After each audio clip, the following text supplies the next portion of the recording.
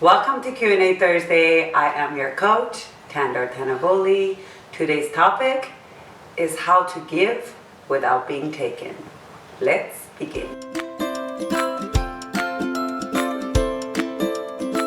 I want to be kind to people, but I also don't want others to take advantage of my kindness. How can I manage both? Thank you for writing in. Actually, that's a great question. What it boils down to, we're humans and we love giving because it fulfills us. It helps us grow. It helps us feel good about ourselves. And in your case, if you're giving out of a place of emptiness, if you're giving out of a place that you haven't received or you haven't taken the time to have self-love and fulfill yourself, and if you're giving from an empty place, you'll be experiencing feelings of doubt, anxiety, you're going to feel depressed. But today I have some good tips for you to get you back on track so when you're giving, you don't feel like you're being taken. Let's begin. Number 1, when in doubt, say no. I'm sure you have a generous nature and I'm sure you love giving to others and that's what fulfills you. But there are times where you're giving and if you are not receiving on the other end, you might start expecting, and that would be horse trading. So you have to pick and choose when you want to give, who do you want to give. And if someone is just asking for you to give to them, you have to learn sometimes to say no. Because when you're saying no to another, you're saying yes to yourself, you're saving that energy, you're saving that love, which you can give again later on to someone more deserving. So use your no chips because they do come handy. And that gets us to number 2. You have a right.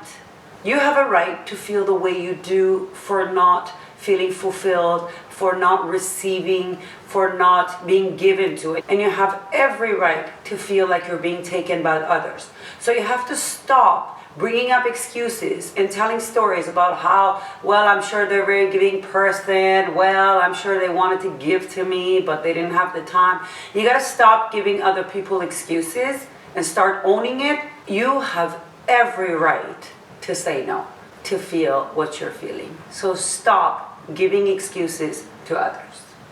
That gets us to number 3. Get to know yourself better.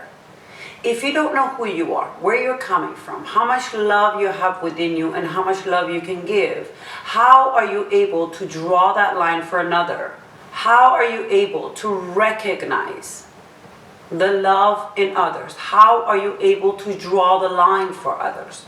You have to take time to give yourself that love and appreciation, to get to know yourself, to know exactly where to draw the line.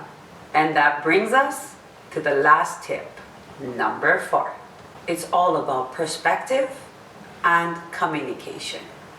This is your responsibility. You have to take it upon yourself to communicate with others, to voice your feelings, to say what concerns you and what doesn't.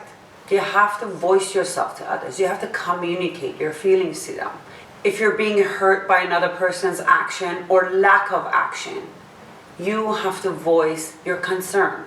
You have no clue where they're coming from. You have no clue why they're doing what they're doing. So you have to take this upon yourself. You have to take the responsibility to communicate this to another person. Again, in a very kind and gentle manner. You never know. You might be learning something along the line about them that you had no clue that that's what this person is going through. You have no clue if they appreciated your actions or not, unless you communicate and build that connection with them. I hope the tips have been helpful for you, and I encourage you to sign up for the newsletter. There's some great news coming up, and I don't want you to be missing them. And with that being said, I can't wait to see you all next week. Until then, keep happy and healthy.